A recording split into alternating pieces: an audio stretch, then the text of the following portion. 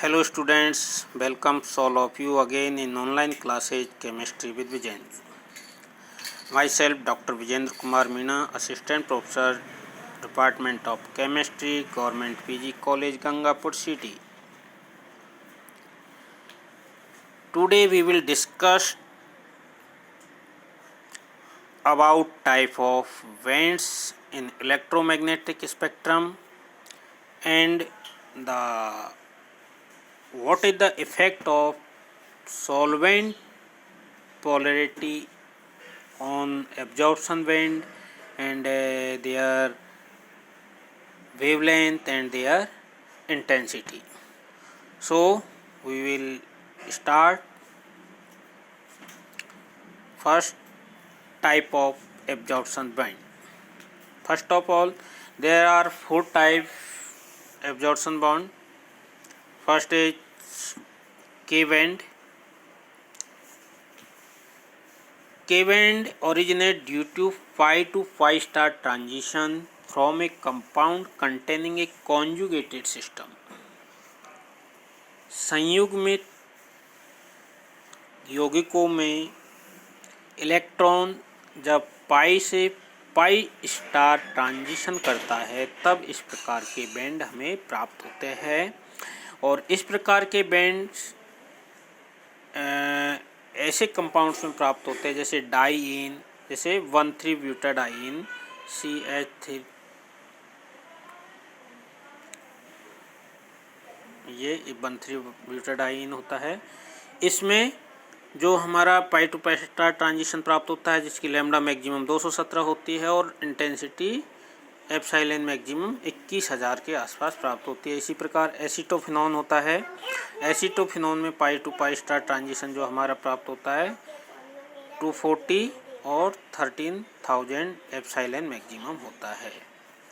ये aromatic compounds में भी प्राप्त होता है और एरोमेटिक कंपाउंड में यदि कोई क्रोमोफोर सब्स्टिट्यूट जुड़ा हुआ होता है तो वो के बैंड हमें देता है। इसी प्रकार second is the R band. R band एक फोरविडन बैंड होता है जिस और ये ओरिजिनेट होता है due to N2 pi star transition. मतलब ऐसे मॉलिक्यूल जिनके पास कोई एक लोन पेयर उपस्थित होता है वो लोन पेयर अपने एबंदी मॉलिक्यूलर ऑर्बिटल से प्रतिबंधित पाई एंटी मॉलिक्यूलर ऑर्बिटल में यदि ट्रांजिशन करता है तो इस प्रकार के बैंड हमें प्राप्त होते हैं। और जैसे एसीटोन में हमें इस तरह का बैंड दिखाई देता है क्योंकि ये एसीटोन का फॉर्मूला होता है। इसमें ये हीट्रो एटम जुड़ा हुआ होता है, ऑक्सीजन इसके पास एक लोन पेयर होता है तो ये लोन पेयर अपने N2 पाई स्टार में ट्रांजिशन करता है। मतलब N2 पाई स्टार में इस तरह से ट्रांजिशन करता है। ये देखिए ये N मॉलिक्यूलर ऑर्बिटल है, ये pi star anti molecular orbital है। तो इलेक्ट्रॉन यहाँ से यहाँ ट्रांजिशन करता है तो हमें आर बैंड प्राप्त होता है। ठीक है। और इनकी जो वैल्यूज होती है जैसे एसीटोन के लिए 270 लैम्डा मैक्सिमम, एसिटाल्डिहाइड के लिए 293 हमें प्राप्त होता है। इसी प्रकार से जो प्राप्त होता है हमारा V band. V band such type of bands arise due to pi to pi star transition in the aromatic और heteroaromatic molecules। aromatic compounds K band भी देते हैं और due to substituted chromophore, लेकिन ये V band यानी व्यंजनोइक band भी देते हैं। क्यों देते हैं? Benzene shows absorption peak between 230 to 270 nanometre. ये डिपेंड करता है कि इस पर कौन सा क्रोमोफोर जुड़ा हुआ है। उस क्रोमोफोर की वजह से ये इसकी जो लैम्डा मैक्सिमम है एब्जॉर्प्शन पीक है ये वेरी करती है कि ये 230 से लेके 270 नैनोमीटर। जैसे बेंजीन को देखो तो बेंजीन 255 लैम्डा मैक्सिमम पर देता है पाई टू पाई स्टार प्रकार का ट्रांजिशन या बी बैंड। लेकिन फिनॉल जो होता है इस तरह से होता है, इसमें एक OH ग्रुप जुड़ जाता है और इसमें एक लोन पेयर भी उपस्थित होता है। तो ये क्या है, कॉन्जुगेशन बढ़ जाता है, और कॉन्जुगेशन बढ़ता है तो इसकी लैम्डा मैक्सिमम की वैल्यू भी बढ़ जाती है, मतलब वो के बैंड भी बढ़ जाता है और उनकी इंटेंस पीक भी बढ़ जाती है।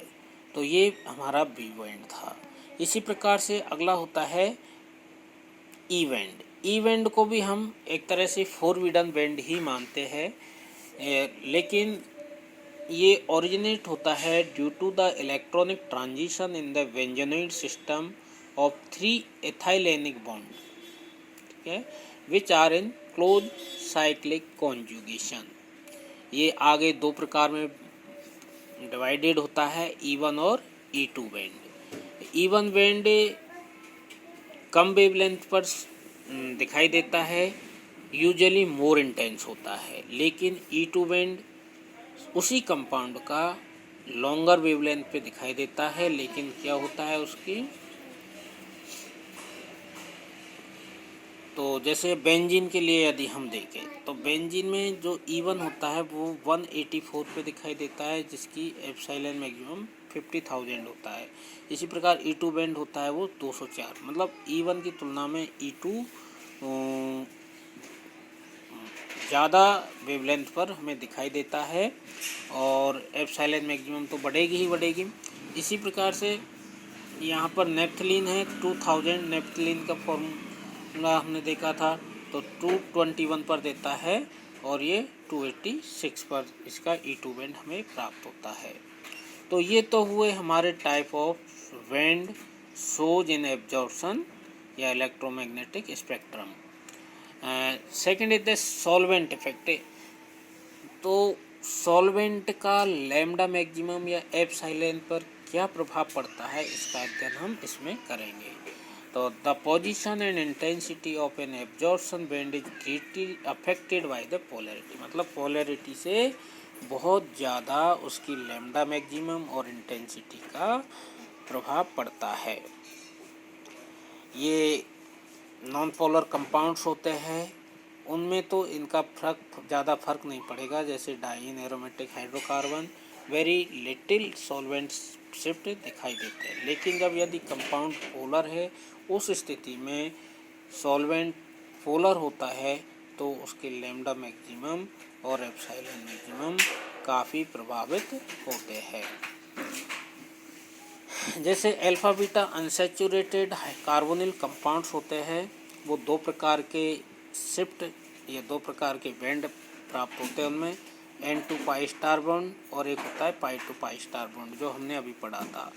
तो इन अल्फा बीटा अनसैचुरेटेड कार्बन में या तो ये ब्लू शिफ्ट देता है और या रेड शिफ्ट देता है, मतलब पोलरिटी चेंज करने से या उस सॉल्वेंट की पोलरिटी इंक्रीज करने से N2 पाई स्टार जो प्रकार का जो बैंड है वो शॉर्टर वेवलेंथ की ओर शिफ्ट हो जाता है, जबकि जो पाई टू पाई स्टार प्रकार का जो बॉन्ड है वो लॉन्गर वेवलेंथ या रेड शिफ्ट की ओर स्थापित हो जाता है, उसकी पोलरिटी चेंज करने से या बढ़ाने से। जैसे हम यहाँ देखते हैं alpha beta unsaturated carbonyl compounds, यदि उनकी सॉल्वेंट की पोलरिटी बढ़ाई जाए तो उस स्थिति में देखिए, सबसे पहले हम करते बात N2 pi star bond band की। तो हमने कहा था कि N2 पाई स्टार बैंड कहाँ, ब्लू शिफ्ट की ओर, मतलब शॉर्टर वेवलेंथ की ओर शिफ्ट हो जाता है। जैसे N2 पाई स्टार है ये हेक्सेन के लिए, जब यदि हेक्सेन है क्या सॉल्वेंट, यदि हेक्सेन है तो उस स्थिति में देखिए, इसको यहाँ देखिए, यहाँ नॉन पोलर सॉल्वेंट है, N2 पाई स्टार प्रकार का ट्रांजिशन होता है, तो यहाँ पर इसकी जो लैम्डा मैक्सिमम है वो ज़्यादा हो जाती है, ठीक है। और यदि हम यहाँ पर सॉल्वेंट वाटर ले लेते हैं तो इसकी लैम्डा मैक्सिमम घट कर के 264 नैनोमीटर पर रह जाती है। ऐसा क्यों होता है? ऐसा इसलिए होता है कि जब N2 पाई स्टार प्रकार का ट्रांजिशन होता है तो इसकी जो ग्राउंड स्टेट है वो मोर पोलर होती है एक्साइटेड स्टेट की तुलना में, मतलब इसकी जो ग्राउंड स्टेट है वो एक्साइटेड स्टेट की तुलना में ज़्यादा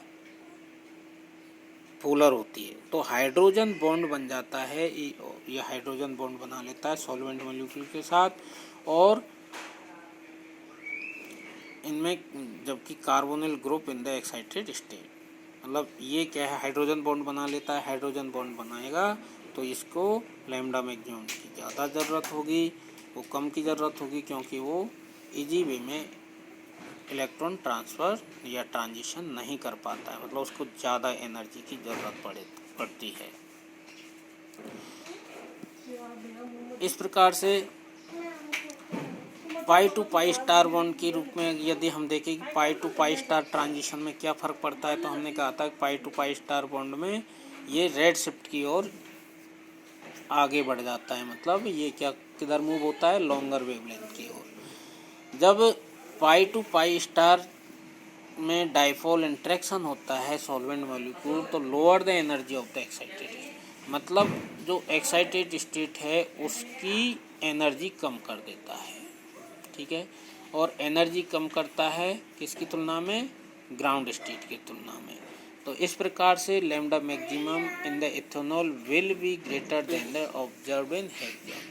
हेक्सेन में तो ये कम देगा, लेकिन यदि यहीं पर यूज हम इथेनॉल का करते हैं तो लैम्डा मैक्सिमम क्या होगा, ज़्यादा प्राप्त होगा, क्योंकि इसकी एक्साइटेड स्टेट की एनर्जी क्या हो जाती है, कम हो जाती है, जबकि N2 स्टार में क्या होती है, इसकी एनर्जी बढ़ जाती है, या हम कहें कि जो ग्राउंड स्टेट है उसकी एनर्जी कम हो जाती है, और यहाँ पर एनर्जी इस तरह से लैम्डा मैक्सिमम की वैल्यू इसके लिए ज़्यादा प्राप्त होगी जब हम हेक्सेन की जगह इथेनॉल का यूज करते हैं। मतलब ये जो एब्जॉर्प्शन शिफ्ट किधर शिफ्ट हो जाती है, रेड शिफ्ट, मतलब लैम्डा मैक्सिमम बढ़ जाता है। जब सिंपल जनरल हम बात करें कि सॉल्वेंट पोलैरिटी यदि बढ़ाते हैं तो alpha beta unsaturated carbonyl compound में carbonyl group is more polar in the ground state, मतलब जो कार्बोनिल ग्रुप होता है वो क्या है, ग्राउंड स्टेट में ज़्यादा पोलर होता है तुलना में एक्साइटेड स्टेट की।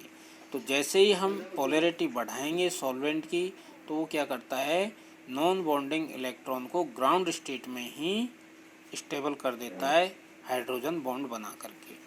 मतलब कार्बोनिल ग्रुप के जो है ग्राउंड स्टेट में ज़्यादा पोलर होता है, और ज़्यादा पोलर होगा, और जब हम सॉल्वेंट पोलर लेंगे तो जो कार्बोनिल ग्रुप के जो नॉन बॉन्डिंग इलेक्ट्रॉन्स है उनके साथ जो ये जैसे हमने वाटर ले लिया H2O मॉलिक्यूल, तो ये क्या करता है, हाइड्रोजन बॉन्ड बना लेता है, और हाइड्रोजन बॉन्ड बना करके ग्राउंड स्टेट को ज़्यादा स्टेबल कर देता है, जिसके कारण ये क्या करता है, इजी वे में इलेक्ट्रॉन्स वहाँ से वहाँ नहीं जाते, मतलब उसके लिए एनर्जी डिफरेंस कम हो जाता है, और ये शॉर्टर वेवलेंथ, एनर्जी डिफरेंस ज़्यादा हो जाता है और वो शॉर्टर वेवलेंथ की तरफ शिफ्ट हो जाता है। इसी प्रकार से यदि हम कहें कि जो कार्बोनिल ग्रुप है एक्साइट स्टेट में ज़्यादा पोलर हो जाता है, और वो क्या करता है, लॉन्गर वेवलेंथ की तरफ शिफ्ट हो जाता है due two of the polarity change of the solvent, ठीक है, जो कि क्या करता है, नॉन बॉन्डिंग इलेक्ट्रॉन्स को एक्साइटेड स्टेट में स्टेबल कर देता है। तो ये तो था हमारा आज का टॉपिक, इफेक्ट ऑफ सॉल्वेंट्स, कि सॉल्वेंट से उनके एब्जॉर्प्शन बैंड और इंटेंसिटी पर क्या फ़र्क पड़ता है हम समझ चुके हैं, साथ ही टाइप्स ऑफ बैंड्स। अब आई होप सबके समझ में आया होगा, और अगली क्लास में हम अध्ययन करेंगे वुडवर्ड फीचर्स रूल्स, जो कि बहुत ही इम्पोर्टेंट होता है न केवल बीएससी पार्ट सेकेंड ईयर के लिए बल्कि ऑल कॉम्पिटिटिव एग्जाम्स के लिए। So good luck, we will meet you again, thank you.